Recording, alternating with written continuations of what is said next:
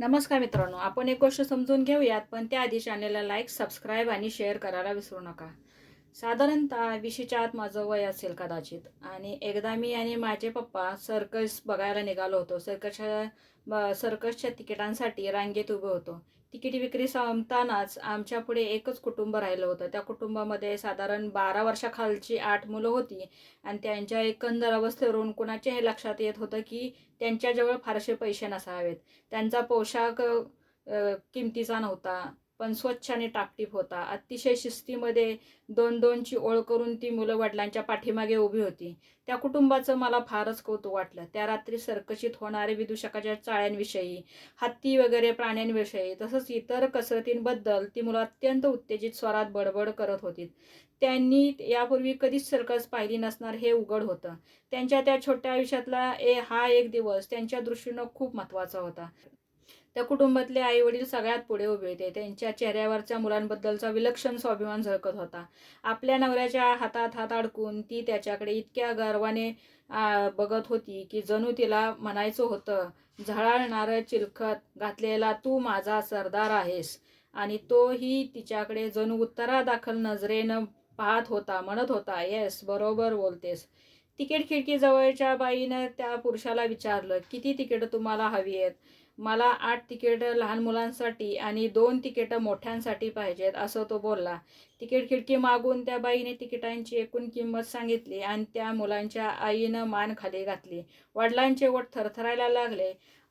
अतिशय हळू आवाजात त्यांनी खिडकीपाशी येऊन त्या बाईला पुन्हा विचारले, किती पैसे म्हणालात तुम्ही? तिकीट विक्रीवाल्या बाईनं पुन्हा एकदा पैसे सांगितले. त्या माणसाजवळ तेवढे पैसे अजिबात नव्हते. तो खूपच नाराज झाला. आज सर्कस बघता येणार नाही हे तो त्याच्या मुलांना कसं सांगायचं असा विचार करू लागला. मी आणि माझे पप्पा पाहत होतो. माझ्या पप्पांनी खिशात हात घातला आणि 500 रुपयाची नोट बाहेर काढली आणि ती जमिनीवर टाकली. आम्ही तसं पाहता कोणत्याही अर्थानं अजिबात श्रीमंत नव्हतो. पुन्हा ते त्या नोटेपाशी गेले. ती नोट उचलून मुलांच्या वडिलांच्या हातात दिली आणि त्यांच्या पाठीवर हाताने थोपटत ते म्हणाले, माफ करा, ही तुमच्या खिशातून खाली पडली आहे. काय घडते हे त्या ग्रस्तांना बरोबर समज होतं. त्यांनी तर भीक मागितली नव्हती, परंतु त्या लाजिरवाण्या निराश परिस्थितीत अचानक मिळालेल्या या मदतीमुळे त्यांना खूप बरं वाटलं. पप्पांच्या डोळ्यात खोलवर पाहत त्यांनी त्यांचे हात हातात घेतले आणि 500 रुपयाचे नोट हातात घट्ट धरून गालावर अश्रू ओघळत असताना थरथर त्या ओठांनी ते उद्गारले, धन्यवाद, धन्यवाद सर. मी आणि माझ्या कुटुंबासाठी हे फार फार मूल्यवान आहे. मी आणि माझे पप्पा परत गाडीपाशी आलो आणि घराचा रस्ता धरला. त्या रात्री आम्ही सर्कशीला जाऊ शकलो नाही, परंतु काहीच न घेता आम्ही परत गेलो असंही नाही.